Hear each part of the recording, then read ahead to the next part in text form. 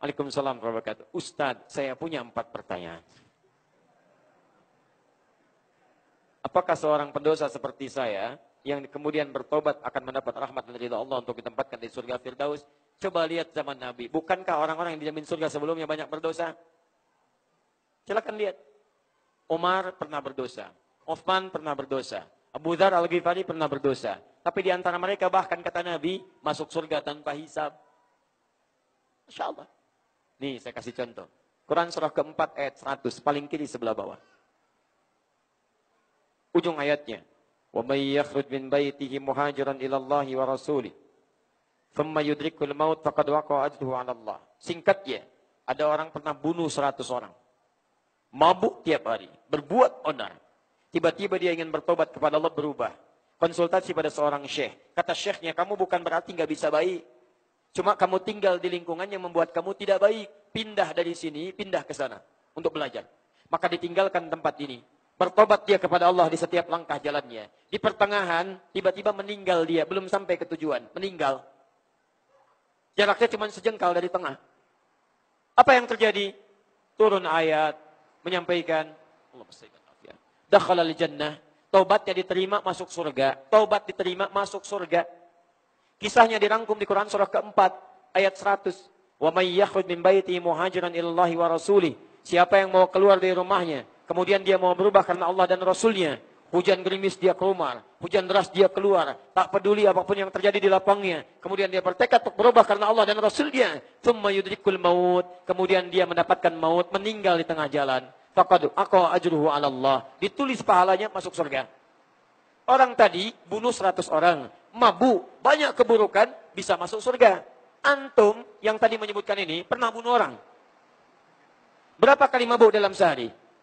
Dia nggak sampai ke majelis ilmu, masuk surga. Antum sudah sampai di majelis ilmu, sudah sampai, masa nggak bisa masuk surga? Ya, ayo kembali kepada Allah, tobat dengan benar. Cara tobatnya dari Quran surah keempat ayat 17 sampai ayat 18. Kalau Anda masih hidup, belum meninggal, maka Allah akan berikan anugerah yang lapang dalam kehidupan Anda. Saya tutup dengan sebuah kisah. Ini nyata. Ada seorang pemuda mau tobat. Nyata ini. Kemudian dia belajar pada seorang guru.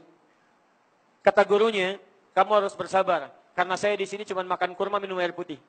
Kata pemuda tadi, saya akan bersabar. Berusaha Syekh. Masya Allah. Di situ dia berubah. Awalnya tidak mudah. Makan cuman kurma, minum air putih, belajar Quran, sholat, tapi terjadi perubahan dalam dirinya. Satu kali secara singkat setan datang, menggoda. Kamu makan kurma, air putih, itu baru 3 hari, gurumu mungkin 3 tahun, 30 tahun, berikan bakti pada gurumu.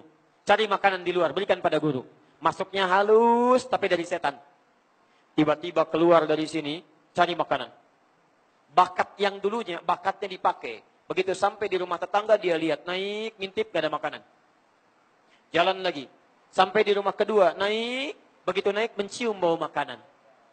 Lompat dari pagar, ditemukanlah satu panci, isinya 3 terong, sudah matang, baunya enak sekali. Begitu dibuka, kata setan masuk, cobain. Kalau enak, ambil. Sidangkan pada gurumu.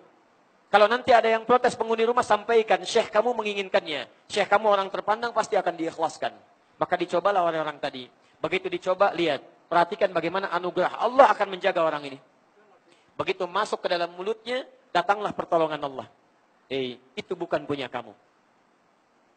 Haram. Maka ketika datang itu semua namanya burhan. Lihat, orang yang mendekat kepada Allah akan dijaga oleh Allah subhanahu wa ta'ala. Begitu dia sampai kalimat-kalimat tadi, langsung dimuntahkan oleh orang ini. Ini sudah fitrah Pak, Bu. Kalau Anda mendekat kepada Allah, akan ada bisikan hati ketika Anda berbuat maksiat.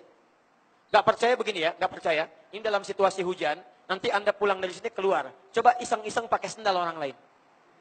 Pakai aja. Nanti di hati Anda akan ada suara mengatakan, itu bukan punya kamu, tinggalkan. Gak boleh. Kalau Anda sudah mendekat kepada Allah, suara itu akan ada. Tapi kalau Anda jauh dari Allah, suara itu tidak akan ada. Bahkan bisa berubah. Itu bukan punya kamu, bukan, tinggalkan. Punya kamu itu yang lebih bagus, ambil. Jauh. Maka orang ini, lihat, dijaga oleh Allah, dibuang. Perhatikan, saya belum selesai. Begitu dimuntahkan, dia lari kemudian kembali ke syekhnya ke masjid. Begitu sampai masjid, syekhnya sedang berhadapan dengan seorang perempuan, di luar ada seorang laki-laki sepuh. Begitu melihat si pemuda tadi, kata syekhnya, ya bunai ta'al, nak sini, lihat apa yang terjadi. Kata gurunya, Ini ada perempuan, ditinggal suaminya. Sudah habis masa iddahnya. Dia mencari seorang suami yang saleh. Saya akan nikahkan dia dengan kamu. Kamu setuju? Oh, Masya Allah setuju. Padahal saya tanya umum, jawabannya setuju. Masya Allah. Pemuda tadi mengatakan, lihat, Syekh, bagaimana saya bisa menghidupinya? Saya di sini saja numpang. Kata syekhnya, kamu gak usah khawatir. Dia sudah diwarisi oleh suaminya harta yang banyak. Yang ia butuhkan cuma perhatian, kasih sayang, dan bimbingan dari suami yang saleh. Kamu setuju? Kata pemuda ini, baiklah, kalau begitu saya setuju. Maka dipanggillah laki-laki yang sepuh tadi, ternyata itu bapaknya. Dinikahkanlah seketika. Singkatnya, pulanglah pemuda ini dengan perempuan tadi plus bapaknya. Lewat. Begitu pulang lewat rumah pertama yang tadi naik cari makanan. Segera dipercepat jalannya. Ternyata bukan rumah si perempuan tadi. Jalan.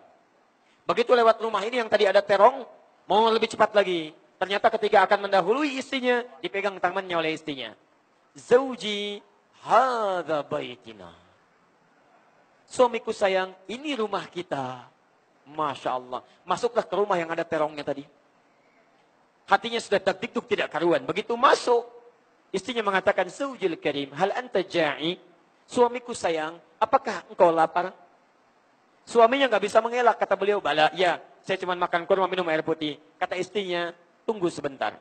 Intazir qalilan. Maka dia pergi ke dapur, rupanya dia masak terong untuk menjamu suami barunya. Begitu datang ke dapur, lihat terongnya bermasalah, dia katakan, siapa yang makan terong saya? Kalau Anda dalam situasi tadi, jujur, apa yang mau dikatakan? Jangan katakan kucing. Lihat, apa jawabannya? Karena iman sudah melekat pada dirinya, dia sudah mau berubah, maka Allah menjaga lisannya. Dia ceritakan, Zaujil karim, istriku sayang, tadi kejadiannya begini, begini, begini. Sampai saya makan terong itu, sampai saya muntahkan, saya lari kemudian ke masjid, takut karena Allah, kemudian dinikahkan dengan kau. Apa kata istrinya? Perhatikan, kalau jawaban seorang istri seperti perempuan ini, damai kehidupan dunia. Apa jawabannya? Lihat, suamiku sayang, lihat kalimatnya, secuil terong yang telah engkau muntahkan karena Allah itu, maka Allah berbalik mengganti dengan seluruh terongnya, panci tempat terongnya, rumah tempat terongnya, plus pemilik terongnya. Anda mau hijrah berubah kepada Allah, awalnya tidak mudah. Membiasakan diri dulu, makan seadanya, keluar dari yang tidak baik. Tapi hasilnya akan indah. Bukan cuma secuil terong yang dimuntahkan, tapi seluruh terongnya, panci tempat terongnya, rumah tempat terongnya, plus pemilik terongnya. Namun bukan berarti pulang dari sini Anda mencari terong. Tidak. Teman-teman, sudah ya.